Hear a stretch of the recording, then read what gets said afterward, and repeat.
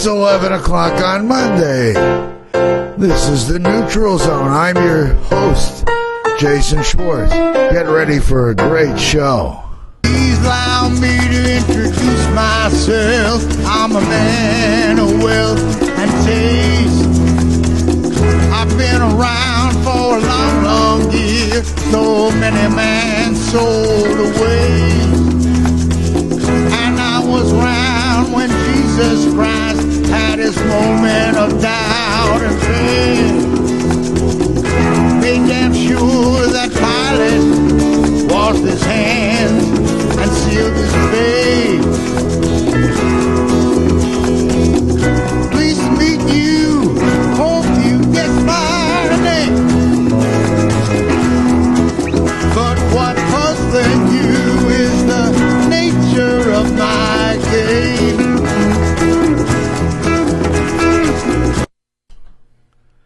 Well, good morning. I have a terrific guest today, and by the way, thank you for joining us. Today is Earth Day. April 22nd to me is Earth Day, and even though it was celebrated yesterday, I think it should be celebrated every day. But when I see these events, and I remember we were the sponsor 2 decades, something ago here on Maui, and here it is now, long forgotten or things. Anyway, I'm here with a terrific guest. When I had an opening come in my schedule for Earth Day, I really only thought of one guy, and that was you, Duane Elliott. Wow. This is Duane Elliott. Now, those of you that are young men who are in the schools may have seen his face or this shirt around Boys to Men. Boys to Men. Please give our audience a clear picture of what Boys to Men is and what you do. Thanks, Jason. I always add the mentoring piece to it because of the band, right? Particularly on Oahu. Boys to Men Mentoring is an organization that was started 24 years ago. And it was started by 2 men that went through a men's weekend. And this men's weekend was about learning about accountability, responsibility, keeping your word, mission, what really motivates you in life. It's not our job. There's something that will bring a man to service. And these 2 men went through that weekend, and they got out, and they said, wow, wouldn't it be great if we could have learned this at a lot younger time rather than when we're in our 50s? And the impacts of relationships and jobs and not being happy and depression, if I could have learned how to communicate my feelings. And that's how Boys to Men started 24 years ago in San Diego. So 24 years ago, let's count back. What year was that? 95, 96? Yep. In 1991, I think it was, there was a group, I met someone 6, 7 years ago named Harry Newman from Philadelphia. And he came here with his lady friend, Phyllis Redman. Yeah. And they were talking about women within and an East Coast thing. And Harry was talking about this thing called Mankind Project. You also had exposure, I'm sure your father also, to something that was, I guess you'd say rooted in values. And echoes what I hear the word mentoring. That's all through what our charter is about. It's like, how do you pass along? And I was saying outside, I can't even get a guest into the studio these days like Duane because everyone is interested in hearing what he has to say because he's dealing with the sprout, someone who's young and growing and could use a little mentoring, could use a little compass. And, how do you know what up is if no one ever gave you a feeling and had to get that nurturing feeling? You guys go out there and basically are fathers, or I want to say not fathers necessarily, but an adult example. I like the word, particularly in Hawaii, like the ohana, like we're uncles. I see. Because we're not administrators and we're not parents. Right. So we have a very different role, and ours is different than like the big brothers and big sisters or other organizations, which are all needed. Ours, we take 3 to 5 men that go inside a school during school hours, and we're going to mentor or be available to talk story, to sit in a circle. We always sit in circles. We work with boys who don't have fathers for various reasons, or other at-risk boys. And these are usually the boys that act out. And oftentimes the schools get down to they don't know what to do. And punishment and expulsion it's really not the answer. And it has to be at some level for the schools. So when we come in, we were all boys. So something different for men versus a lot of the teachers that are women is we grew up with that. So we kind of remember. It takes us back to actually being youthful. All of our mentors love doing what we do because we have to go back in time to feel that boyish energy. And also, what I've learned really is that boys don't listen to what you say. They watch what you do. So you got to walk your talk. You got to be on time to group. If you say you're going to do something, you do it because the boys are like sponges. They remember exactly what you say. So it's good for us men too to keep our word ongoingly with the boys. And we also get to play sports. We take them out and do things just in a 20 or 30-minute exercise. I've got 72-year-old men that are out playing flag football that are diving through the air, saying I haven't played that in 50, 60 years to feel alive again. So you've been doing this here in Hawaii. You're independent. You go to the schools and say, "Hi, I'm Duane Elliott." And is that how does this happen? It's a little bit of work. The DOE is one of they're charged with also protecting the youth. Sure. So we run. We call it FBI background, but it's a full spectrum background on all of our mentors before they get to go into the schools. It's mostly looking for anything that would be like a sexual pedophile, something that crosses a barrier that we don't want to expose the boys to. That doesn't mean people that haven't been in jail. Some of those are our best mentors, though, the men that have actually gone and made poor choices in life. Right. Because it seems like a romantic thing at first, and then you have a man that actually went through that and said, no, it's not fun sitting in an orange jumpsuit here on Maui. So at the jail, because I also did a men's group in the jail for a year. So I got to see what happens when men make different choices. I hope that program is either continuing now or will. No, it's still ongoing. I think they're in their third or fourth year now. Okay. It's amazing to see and feel. Again, we always sit in circle. And that's one of the things in jail that I was fascinating about. When we first started it 4 years ago, four of us, we sat in a circle. And the warden was very supportive of us because they always want people from the outside coming in. And we told them what we do, of getting them in to feel, becoming accountable, responsible, not blaming somebody else because put you in here. And it was a fascinating program to see men sit in circle who sometimes haven't emoted for years. There's something in our DNA when we sit in a circle. I discovered this many years ago sitting in men's groups. Didn't know what it was, but when we sit in a circle, I've been told, one of my friends was a zoologist with a degree in animal behavior. And he said one day, he said, "Men, do you know why we feel safe in a circle?" And I thought it was a trick question. I didn't know. And I don't know. And he says, because back in the day, food was in the center of the circle. Fire was in the center. We didn't sit in squares. We didn't sit in ovals. You sat in a circle. I can see behind you, Jason. You can see behind me.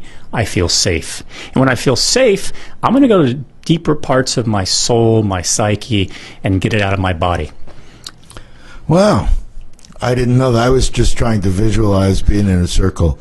And I was thinking I'm safe because I can see behind everyone's back. Yeah, safe zone. Sort of like this, we're the neutral zone. Same concept. We have a subtitle, it's anything but neutral. So there's lots of opinions sitting around the circle and involved. But we all, I think, hopefully, all see, and when we're safe, want the same thing. Yeah. You find that? Yeah, what I found in jail was that men would start to find out they a lot of emotion about owning what they did and the impact. And that's what I discovered. All of us know people in jail in Maui. We're all connected. And I feel that more and more. And when you sit in a jail program and you hear the sadness of the men that are fathers and even grandfathers and all the tentacles that go through our community impacted them sitting here. A lot of it's drug related. And when I told them I was at Boys to Men, they were all like, wow, I wish I would have had somebody in my life that somebody had been there for me, because I was always told I wasn't good enough, and I believed it. I'm here with Duane Elliott on KAKU. Duane is Boys to Men, a program, I guess you'd say I can't identify it with any schools. It's an independent organization, right? Yeah, we're a Hawaii 501c3. So I can't help but think that you're in schools. So did you go to the DOE? How do you get this? Is something that Yeah, we started on the Big Island, Jason, about 6 years ago. We started, and we reached out to a school. Excuse me, I switched subjects. I don't know if some people want to talk more about the in-jail program, but I'm just jumping around a little bit. Hope you don't mind. Absolutely. Hope you guys don't mind, you know. But I'm back to the kids. How do you get this so that can be shared with young people? Yeah, so we started with a school, and then usually the schools on the Big Island were pretty easy to work with, and they just said, yes, you got a free program, doesn't cost us any money, because of all of the programs that we do in school are free to the schools and to the boys. We do not after school, we do weekend programs, adventure weekends, surf weekends, camp weekends, all free to the boys. We feed them, take care of them, pick them up, totally on us. The parents don't pay, and the schools don't pay. We do it all from fundraising, grants, donors. That's a great program, and it's great. So we take the money equation out for the schools and the boys, and then it kind of went on the Big Island. I think we're in 8 schools now. We have 11 schools waiting list. What that usually consists of is we need mentors. Right. We ask volunteer mentors come in during school hours, and that's always a challenge. People for the show here. We're in the prime of the day. It is, so it's challenging, but people who do it love it. Sure. And then I started a school in Kauai. This 6-7 months ago, I guess. Or October, I lose track of time. And I go over there. Once we started, we've got I think we've got 10 trained mentors. We're waiting to start the next school. Super. And the school superintendent, the school principal and the vice principal, what's really fascinating for me when I go there now, they come up to me as soon as I get on campus, and they said, you know what, we're seeing the boys change already. The boys that isolated are not isolating anymore, because there are different cliques these boys come from into our group, 14, 15 boys. And they literally want to come up and say, we're already seeing the program, we're seeing the discipline, the problems, and boys coming in my office is going down. And it's very inspiring, and they want to introduce me to the superintendent, and that's how it goes. Here's a twist around. Women. I'm sure that every woman thinks, well, is there anything in there for young women? It's the first question when I tell a woman, anybody about our program. A woman will say, well, what about the girls? And I got a couple answers, and the first is I said, well, my belief is boys and men make most of the problems in the world, so we're going for us, and we were all boys. And I said, my kuleana, my mission has not been for girls yet because none of our mentors were all men. What we do believe, and this is what Joe Sigurdson, one of the co-founders of Boys to Men, I was at a board meeting 3 years ago in Oakland, and I was so impressed by this. He said, I will give all of my written material, our protocols, our procedures, our adventure weekends, manuals, I will give it all to any women's group that wants to start Girls to Women. And he said, I have over the last 24 years. He said, because it's really theirs. I don't know how to mentor girls. He said, it's needed. But he said, we're going after something we know about. I know how to do boys. I've seen groups on Maui, and I must say it's women that share the lineage from adult ladies to older ladies, but I haven't seen the young women to younger women. Well, I think it's going to happen because they did start Girls to Women last year. It's incorporated, and Hawaii is a nonprofit. They have their first group over, and I think it's Pahoa. No, it's Haas. It's a school over in Puna, I believe. Big Island. Okay. Yeah, and we're in their high school and middle school with Boys to Men. So they like the program. And every school, once they find out and it's so funny, Jason, what's needed is volunteers. We need women that want to step up, and it'll go viral just like Boys to Men. Yeah. So our audience is out there, we know that we're going to be part of a library of good shows of good people. And so all of you out there, women and men both, if you are drawn to be a mentor, to be able to share, I want to say the legacy, we all think of wherever we go, we sit in a circle and we are one. We're all kind of growing up to the fact that cooperation trumps, I hate to say that word, trumps competition. And that at some level, the solutions are all here if we just see who each are and love each other and share. These young guys, excuse me, I was going to say and women, but with your working, when you see changes, now it's been some years, do you see some of these young men growing up into mentors for others? Have you seen that program? Yeah, in our program, it's one of the things that the schools are really fascinated about. Our program is about mentoring and also teaching the boys to mentor. Because when I was in school, I was an athlete, I got picked on by the upperclassmen. I didn't get mentored. I kind of got pushed around or kept down. And our program, as the boys go up through the ranks and through age, like we just had an adventure weekend, which is like a rites of passage on the Big Island 4 months ago, is we had 5 boys that were mentoring the new boys coming through. They were 10th and 11th graders. And of course, in your 7th and 8th grade, you're looking, even 9th grade, you're looking up to the classmen. And when they're not picking on you, but they're mentoring you and they're there for you to talk about your feelings and your challenges. Because, I mean, we've got boys at 13 and 12 talking about suicide, talking about the challenges they have at home and the violence and not feeling good enough and not wanting to be good in school. And we get to talk story about that. Because the last thing we ever really work on is grades. What we work on is showing up to school. If you're in our Boys to Men program, you're staying in school. And that's a huge piece. Your discipline goes down. Your violence goes down. Being picked on or being the bully. Because a lot of we teach the boys how not to be bullied. And the boys that are bullies, we teach them what's driving you to do that. It's a great conversation that a boy can switch off as soon as the aha comes on. And you're talking 10 and 11, is that not the age? We usually start 12 and 13. We start in the 7th grade. I see. And then we go up from there. We're doing a couple on Oahu, because once we started Oahu and the superintendent saw it and the principals all talk, now we're getting schools calling us, and we had 2 high schools call us in the last 60 days to start, and we just started one last week. And because they had a lot of problems. It's a huge school, like 1,400 students. Right. And they want us in our program because, again, it's free and it's one more thing, a tool the schools have in their tool belt that we come on. So it's a fascinating program. And in San Diego, where it started, they now are in 57 schools and have well over 2,000 boys in their program. Wow. What's the ratio of mentors to students? We try to do between 3 and 5. I see. Sometimes on a Kauai, we had so many men wanting to be that we've had 6 or 7 ratio. We had a lot of mentors in the room. The boys actually like it. I mean, it's fun because there's something they get after a period of time when they get we're not administrators. We're not punishing. We're not trying to get them to do grades. We're not manipulating them. We're there to hear and talk. And we keep it moving fast. We call it whip check-ins. How do you feel? What's your superpower? If you had a superpower, what would it be? We do fun things like that. Even our mentors that go, this is a lot of fun. We go outside and play something quick for 20 minutes. But the question is, even if it's a game, what'd you learn, Jason? And everybody has to say real fast, what'd you learn? Because the more that we can get the kids to know that every moment's a learning moment, and it doesn't have to be in a book. Well, that's great. Yeah.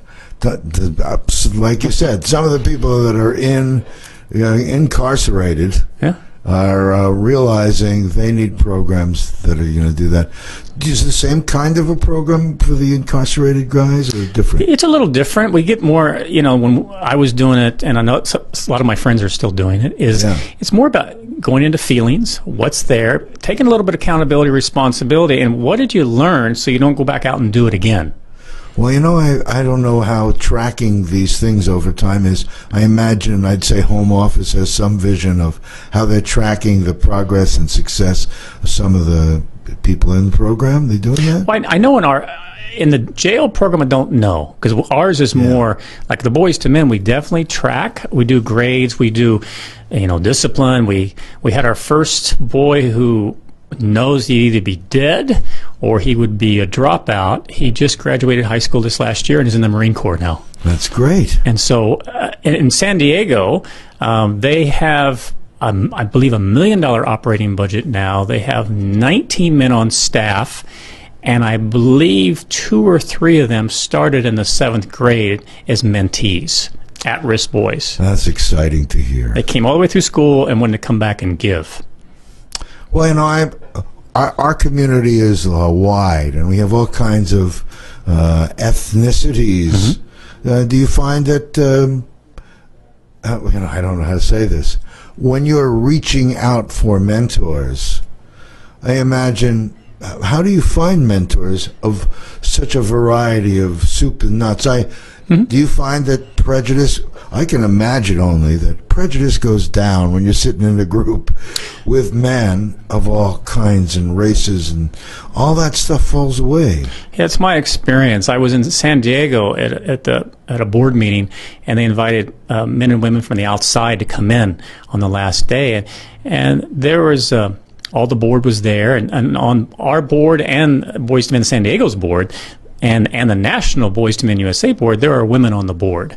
It's great to get a different perspective. They don't mentor, but they can sure be on the boards and their thoughts and on our processes. And there was a couple women from the outside that asked Joe Sigurdson, said, well, are just mostly in San Diego a lot of white men doing this? And he said, yeah.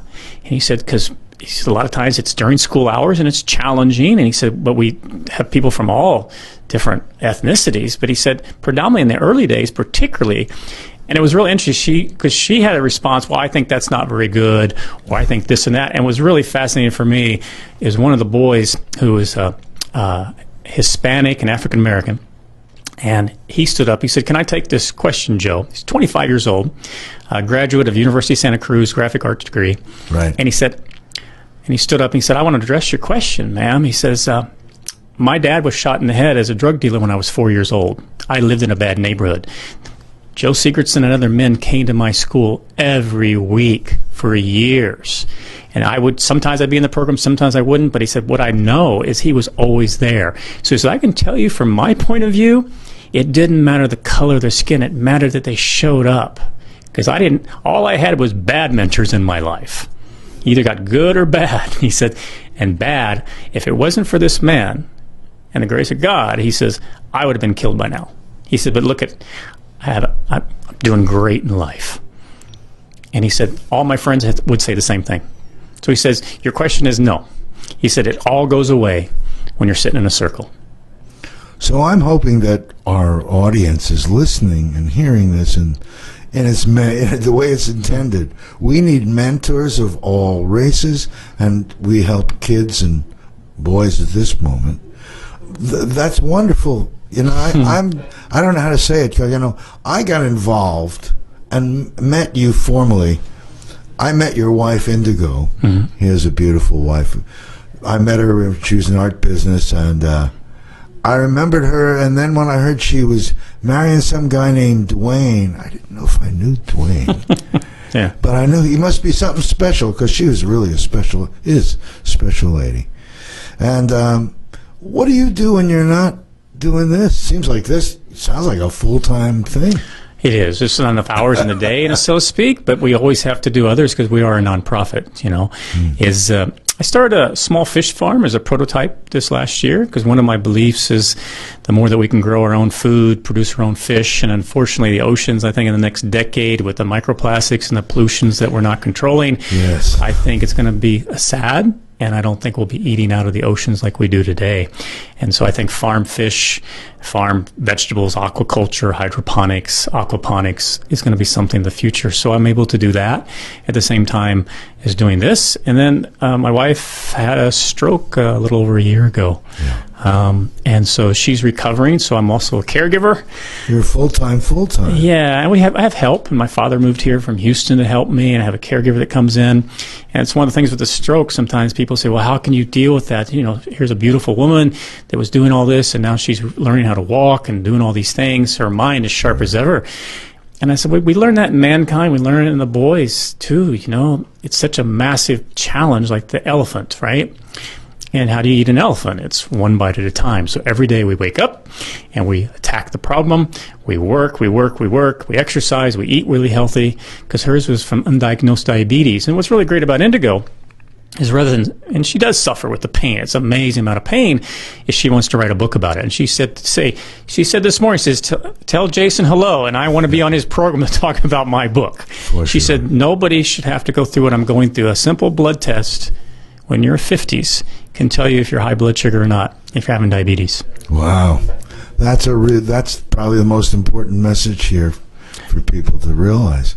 What kind of blood test? Do you know what the... A1C. She didn't have it for the last 4 years. Well, we're going to have her on whenever you'll tell me when it's comfortable. Yeah. Blessings to you, Indigo, to your speedy and full recovery. Blessings. Thank you. From all of us. Yeah. Truly. I don't know which way to go. I know that we're going to take a break here in a minute or so for our sponsors. We need sponsors, you out there who want to support us. By the way, you can hear these shows at MauiNeutralZone.com. I have all 39. This is going to be the 40th show. We've been on every week. And I think of it as a library. We're taking these shows and now beginning to put them on Akaku television so that people know about the radio station, because we're not funded by Akaku, you see. So we need support. Interesting part of life, So that's where we're going to break, and then we're going to be back with Duane Elliott, head of Boys to Men, and just a wonderful guy. Let me hit the right button, put my glasses on here, and we'll be back in just a minute. Do you have something to say but can't find an outlet? Did you know that Akaku offers a service called Open Mic? Here, you can come in and make a statement on any topic you want, and it's free. Play a song you wrote, recite a monologue, do a funny dance, comment on a recent event. The floor is yours. Come speak your mind for free. Appointments are available Mondays and Wednesdays between 1 and 3. Call 871-5554 today to reserve your spot. The Neutral Zone, with me, Jason Schwartz, would like to thank Maui Arts and Music Association, Dreammakers Foundation of Maui, for their support. Since 1991, with hundreds of television shows and their MauiArtsandMusic.com website, they have championed self-sustainability on Maui. The Neutral Zone is heard live Mondays at 11 a.m. and replayed Saturday at 7 a.m. on KAKU 88.5 FM, the voice of Maui. The Maui-Jason Show is sponsored by Queen of Hearts Tattoo Shop. Queen of Hearts is a studio for the living canvas. Located at 2010 Main Street in Wailuku, open from noon until 6 p.m. daily. For more information, contact Queen of Hearts Tattoo at 242-0011. And tune into the Maui-Jason Show live every Wednesday at 2 p.m. The replay on Saturday at noon on KAKU 88.5 FM, the voice of Maui. Saturday night at 8 and Sunday night at 9 on KAKU 88.5 FM, we experience dead air. Not that kind of dead air. We're talking Grateful Dead. Grateful Dead music for an entire hour. Saturday night at 8 and Sunday night at 9 with me, Corey Daniels, on KAKU 88.5 FM. Hi, I'm Chuck Sauce, host of Biscuits and Gravy. KAKU is a listener-supported station. This means that all of the great programs you hear, like mine, are supported by you as well as our underwriters. If you would like to help keep the voice of Maui talking loud and clear, go to kakufm.org/donate today and give. Don't miss the Biscuits and Gravy Show Wednesdays at 11 a.m. 88.5 KAKU. Could we be back so soon? This is Jason Schwartz. I'm here with Duane Elliott.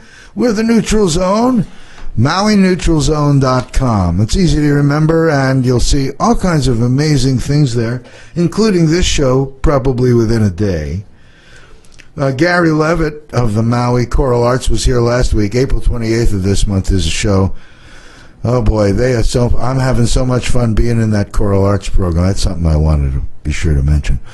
Duane, when I'm here with you, I just remembered that when I first met Indigo, and I knew she was going to be with some guy named Duane, and then someone mentioned about this Boys to Men and Duane, and I knew that she was interested. She started a women's program then. Mm-hmm. I'm sure that it kind of got sidetracked as she got the stroke. Mm-hmm. Yeah, girls. She got involved. She wanted to bring something to Maui that, like I had similar. She saw my men's group. She saw I go off on these men's weekends. She saw the camaraderie I had, and she wanted that. There was this gal, like I said, Phyllis Redmond came from Philadelphia. And that's when I first heard of the word Mankind Project, and Phyllis was here, and she mentioned Indigo. So I knew that, so I felt comfortable. Yeah, so the Women Within, actually, I think this is their 3rd or 4th year now, and they have a weekend scheduled this weekend. It's already full, 32 ladies going through. Fantastic. Camp K&I, very different than a men's weekend. Theirs is more about empowerment and support, and it's been around for, I want to say, 20 years. And it's been in Maui now for 4 or 5. And Women Within. Yeah, right? Women Within. And it's kind of like this, it runs congruent to the Mankind Project. That's wonderful. And so they're having their homecoming, which is like people get to ask questions and you get to see the women celebrated this Monday evening.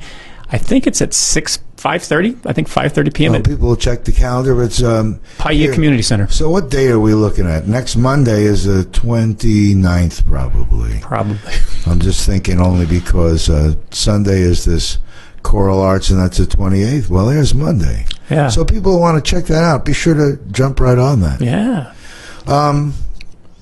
But during the break, we were talking about things, but I want to get back. Why don't we start? You mentioned that Joe, one of your guys there, wrote something that you thought was really well stated. Yeah, I actually read this at some legislators. I was pitching a grant last month in Oahu, and I got everybody's attention for a moment because they had 100 people pitching them for grants in 12 state legislature. This is from Alan Brown's the principal over at Kohala Middle School. We've been in the Kohala Middle School, I think, for 5 years now. His last paragraph is what I read, and I just find it's so great to come from an administrator or principal who is this is an old plantation town over on the Big Island, North Kohala, beautiful area. I lived there for 11 years, small community. Again, there's always problems in these small, old communities. And so we have a lot of at-risk boys, a lot of fatherless boys. And his last paragraph has said, "It has been said that societies are judged by how they support their most needy members. Boys to Men has provided Kohala Middle School with a sorely needed component of support for some very needy students. It has improved our school, and I fully expect that the changes we are seeing here at school will benefit the community at large as these young men move forward with their lives. Sincerely, Alan Brown." That's a great testimonial. Yeah, we have those from, I try to get them from every school every year. I ask for another letter because for our grants and we help write is they like to see that things are happening. They just want to see money going down a rabbit hole. That are you expanding? Are you bringing families and communities together?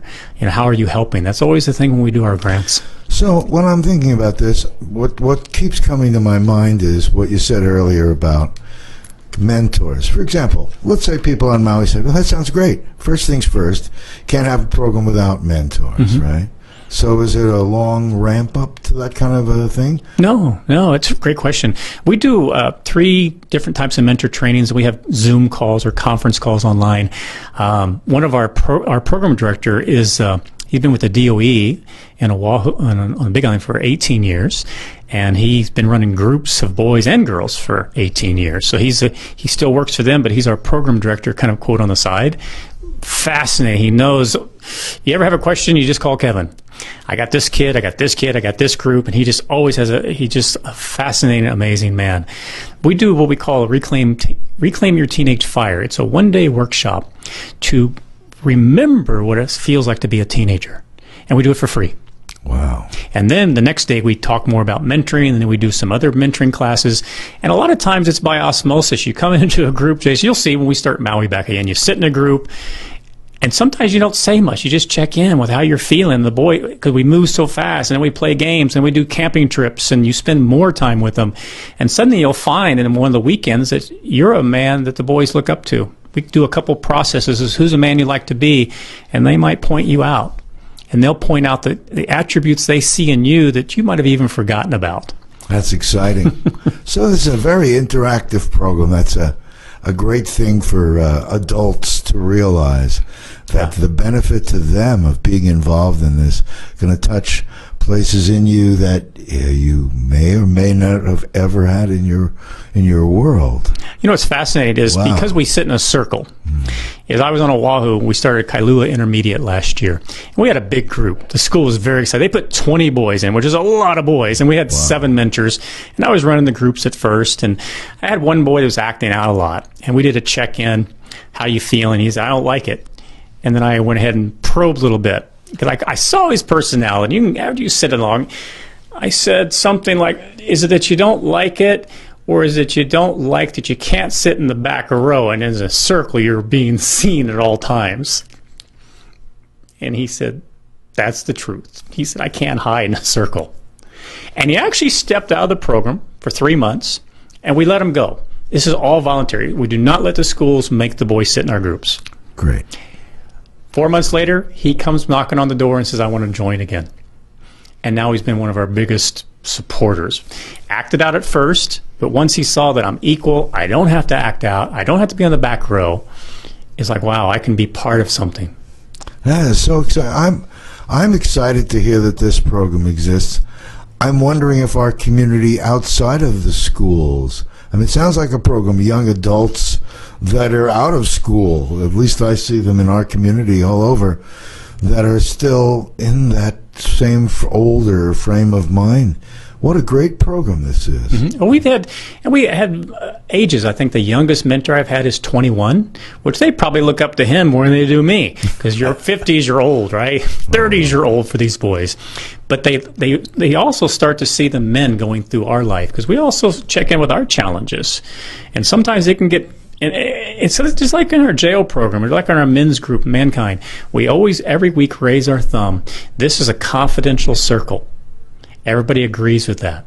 Now, for us mentors, we're mandatory reporters. So if we hear a boy going to do violence on himself or others, we will sit down with the school. And we had that. Unfortunately, this is real life. We had one of our boys commit suicide 5 months ago, and he, beautiful young man, and he'd been with us and was a leader, actually helped lead weekends with us, and he just went through some depression. And at that age, sometimes the choices they make, they don't get that it's forever. And as I was talking to the Kauai vice principal, he said, yeah, suicide is even higher in Kauai. And we had over in Oahu last month, we had a boy went up to our mentor and said, I'm thinking about doing this. And if he goes so far, we sat down with the school, and we don't mean to break his confidentiality. So we always tell the boys this, I'm breaking the confidentiality because I'm concerned about your safety. I want to make sure you're seeing the right professional. And the boys honor it, because we're not, quote, ratting them out, and it's done in a really good way. And you tell them up front, so they know. We tell them in the group, if you're going to hurt yourself or others, we have to. We legally have to. Well, see, that's great. Disclosure is everything. Well, it's funny is we make agreements. The tagline we do in our groups, schools make rules. Boys and men make agreements. We have 5 or 6 agreements we make with each other. And some groups, we actually have them sign it, like a John Hancock. I agree to be on time. I agree not to punch the guy next to me. I agree not to do violence to myself or others. And we have 5 agreements, and then we talk about it. Trevor, young man running Oahu, I went to his group recently in Washington Middle, or one of the new schools, and these are 8th graders. I mean, big kids. Right. And what he has them do when they break their agreements, and again, they all bought into it, 10 push-ups. Now, Trevor's in really good shape, so he does them with them. So it's not about shame, because we all have enough shame in our life, boys and men. Never about shame. It's about keeping your agreements. So these boys are going to get big, because they were breaking their agreements right and left. But they actually started having fun with it. And Trevor just said it's a piece that he was able to bring into it. It's a little outside. And the boys liked it. We have 5 minutes.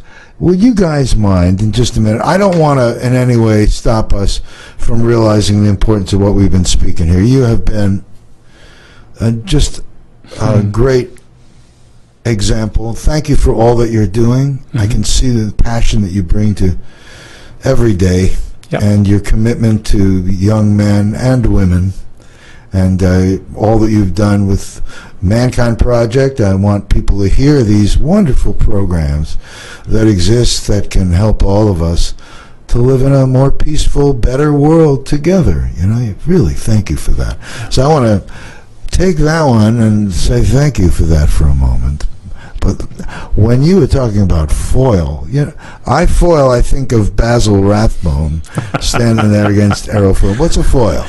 Well, I'm not a surfer, so I've Okay. got a lot of friends that are surfers. So foiling is something that's came out a long time ago, but it's really hitting mainstream now. Where you put a hydrofoil on the bottom of a surfboard. Hydrofoil is like those boats that lift up in the water, out of the right? You get a little bit of power in the water. You're going to lift up to 24 inches out of the water.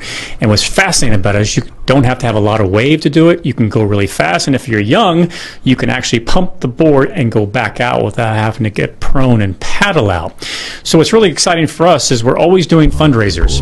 So just look up foiling on YouTube, and you're going to see people slicing through the water up to 30 miles an hour. It's very They're addictive. not connected to any wires or anything. No. How do they control it with their feet? Oh, yeah.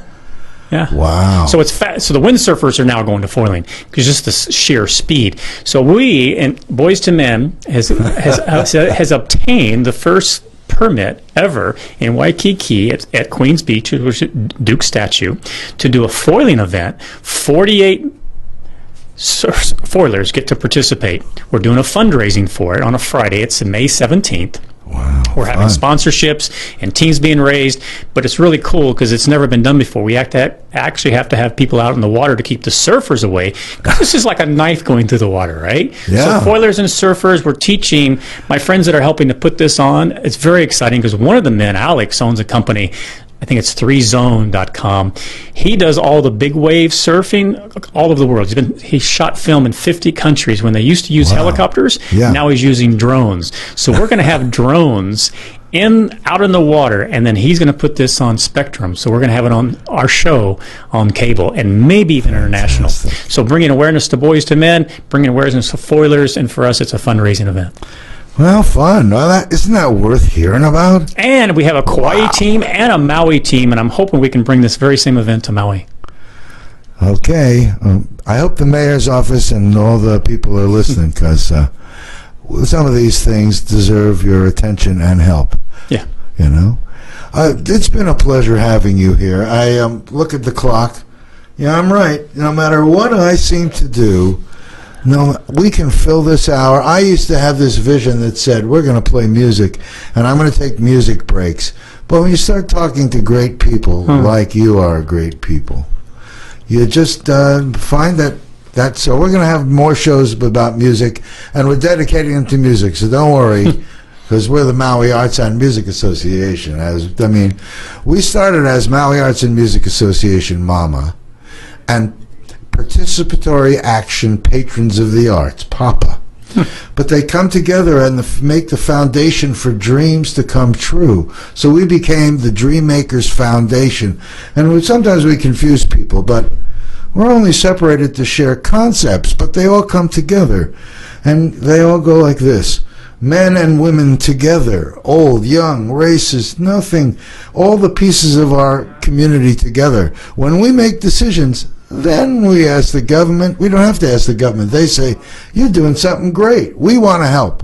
I'm hoping that our government is responsive to we the people that take action together from a conscious, loving, integrated way.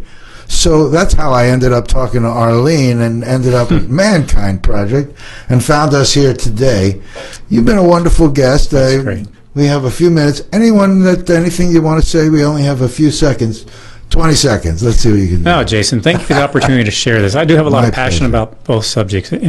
Mankind Project, Women Within, Girls to Women, and Boys to Men serves a lot of people, and I appreciate the opportunity. Well, it has been a pleasure. We'll have you back again. I hope you'll come. I will. Thank you. Aloha. Everyone take care. We'll see you next week here at the Neutral Zone. MauiNeutralZone.com. Aloha, everyone. See you next week.